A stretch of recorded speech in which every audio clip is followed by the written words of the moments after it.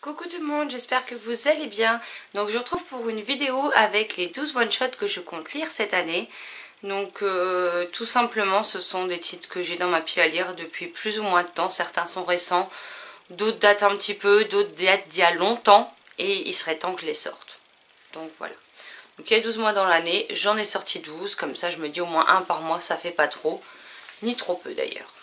Donc on commence tout de suite avec Omega de Deborah Jimarazu aux éditions Kitsungari qui malheureusement ont fermé leurs portes en fin d'année 2018.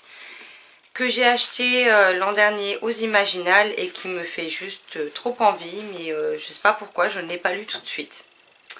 Donc voilà, et il fait 311 pages, après c'est crassé aéré, assez gros. Et il me tarde de me le découvrir. Ensuite, nous avons L'île aux poupées de Gab Style, publié aux éditions Rebelle, que je voulais lire à Halloween et puis que j'ai pas eu le temps. Il fait 252 pages et j'ai hâte de savoir ce que Gab nous réserve dans ce tome-ci.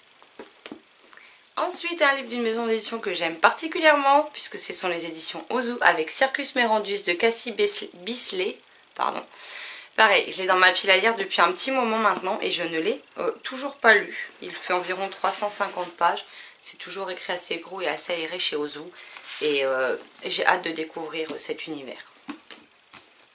Ensuite, nous avons La fille qui avait bu la lune de Kelly Barnhill aux éditions Anne Carrière. Je vais y arriver. Voilà, un livre que ma chérie m'a offert, pas à Noël dernier, mais le Noël d'avant, et qui me fait méga envie, mais je sais pas. Je n'ai pas de raison pour laquelle il est toujours dans ma pile à lire. Si ce n'est que j'ai beaucoup plus de livres que ce que j'ai le temps de lire en une année. Ensuite, un livre très récent puisqu'on a Un si petit oiseau de Marie Pavlenko publié chez Flammarion Jeunesse qui lui sera lu le mois prochain avec Sylvie en lecture commune, donc tout début février. Ensuite, un gain concours que j'avais gagné au calendrier de l'Avent de Piketty et Elodie. On a Le feu dans le sang de Johan Elio publié chez Scrinéo. Voilà, qui est assez court, qui me fait super envie et j'ai hâte de pouvoir m'y plonger. Il fait 206 pages, ça devrait vite être lu.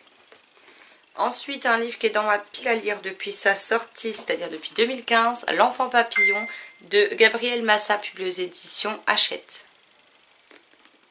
Toujours chez Hachette, nous avons L'année du rat de Claire Furniss, que j'avais trouvé d'occasion et que je n'ai toujours pas lu non plus. Et il fait un peu moins de 300 pages. Encore un livre Hachette avec Georges Le Monde et moi de Ilana Quentin. Voilà, qui est une parution fin d'année 2018, mais c'est écrit tout petit dedans, donc je vais éviter de lire ça le soir. Ensuite, nous avons le fameux La lune est à nous de Cindy Van Wilder, publié aux éditions Scrinéo, qui me fait très envie et en même temps j'ai peur de verser toutes les larmes de mon corps et je ne l'ai toujours pas sorti. Il y a un livre d'une auteure dont j'ai lu sa toute dernière parution avant de lire les précédentes, enfin bref. Nous avons La maison des reflets de Camille Brissot, publié donc chez Syros. Donc un livre dont j'ai entendu beaucoup de bien, beaucoup de moins bien, donc j'ai hâte de me faire mon propre avis. Mais en tout cas le résumé me donne envie, donc à voir ce que ça peut donner. Voilà, je vous ai à présent présenté donc les 12 titres qui rythmeront mon année pour les one-shots que je désire lire.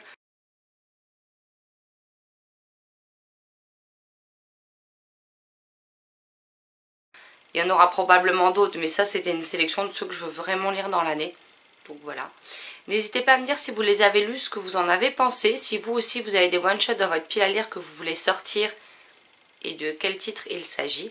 Je me ferai comme d'habitude un plaisir d'en discuter avec vous dans les commentaires. Je vous souhaite donc une excellente journée, une très belle lecture et je vous dis à très vite dans une prochaine vidéo. Bye bye.